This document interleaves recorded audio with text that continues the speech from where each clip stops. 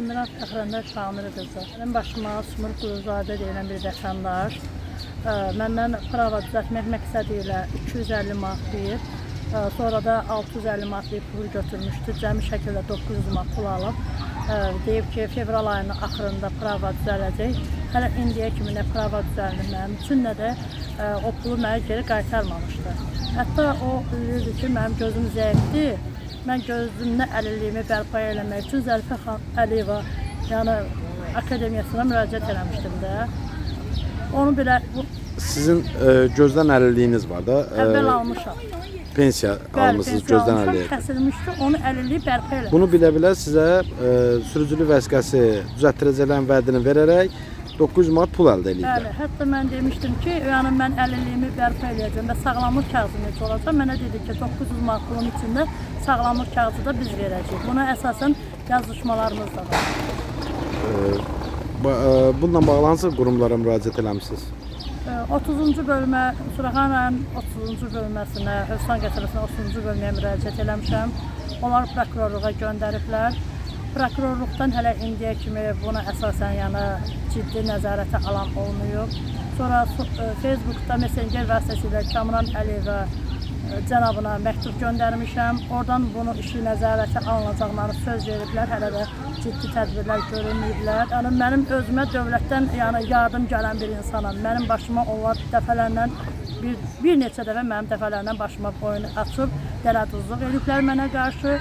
Sonra da qabaqdan gəlmişlər kimi gedib məni məhkəməyə verib, polisə verib, məndən ora-bura şikayətlər göndərmişlər. Ondan sonra bir dəfə həyat yoldaşımın qızıl üzüyünü qoyub Lambaqdan pul götürmüşdüm, 800 manat pul ki, hansı bir kreditim vardı, onu bağlayaram.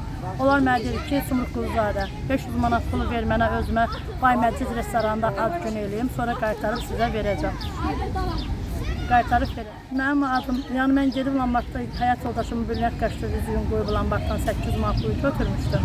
Onu hansı bir kreditimi bağlamaq üçün məqsədini eləmişdim.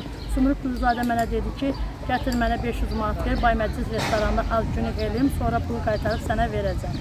Ad gününə elədi, restorandan çıxandan sonra mənə əl qaldırdılar, hücuma məruz qaldım, onlar tərəfindən döyüldüm, təhdidə. Məsələ ilə bağlı polis orqanına müraciət etmişdinizmi döyülmənizlə bağlı? Nizami rayon 24-cü bölmə şöbəsinə müraciət eləmişəm. Onlar da sağ olsun işə baxan polis əməkdaşı bu işi məhkəməyə yönəltdi.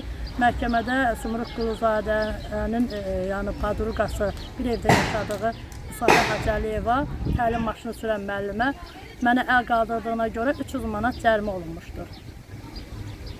Sonra ondan əlavə adıma girib, evimə qonaq qismində gəlib, telefonumu mənim icazəm olmadan girmişdi. Mənim Sima vasitəsimə adıma Argo kreditdən 3000 manat pul götürüb və müxtəlif cür kartlara göndərmişdi.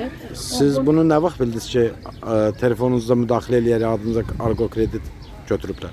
Özü sonra açdı, dedi ki, bəs sən adva pulu götürmüşəm, icazə ver bu pulu yəni bölək istifadə eləyək. Mən də dedim, mənim o pula ehtiyacım yoxdur, xahiş edirəm. O pulu qaytar qoy yerinə, mənim adımda problemlər yaratma. Mənə çox yalvardı, and vədələr verdi ki, bu pulu, yəni kreditin ay-bay göndərəcəm. Hətta birinci ayın 157 manatını ödəyib, mənim yanımda etibarın qazandıqdan sonra, həmən ay, yanvar ayın 16-sında 3000 manatı götürəndən sonra, yanvar ayının 23-də bir də o şeydir, nədir, 1000 manat pul götürmüşdüm. Götürüb Sima vasitəsi özünə yükləmişdi. Argo kredit məni narahat eləyir, çünki mənim adıma götürdüyünə görə dəfələrlə... Siz Argo kreditə demədiniz ki, mənim özüm müraciət etmədiyim halda siz mənim Simon vasitəsilə sizə müraciət etmiş şəxslərə necə kredit ayırmısınız? Bəli, mən operatorla danışanda mən onlara dedim ki, bu Sima vasitəsinə dələduzlar götürüb, o pulu mən götürməmişəm. Mən niyə o krediti ödəməliyəm sizə? Çünki mən kasıb adamam. Mənim elə böyük imkanlarım yoxdur ki, başqasının alıb yediyi pulları mən ödəyim də. Mən özüm kirayələrdə qalam, pensiya almıram, sosial yardım almıram. Nə bilim, özümün işləmirəm, yəni qüsurum olduğuna görə, yəni mən gedib hansı bir yerdə işləyib, pul da qazana bilmirəm. O pulları necə ödəyəcəm sizə?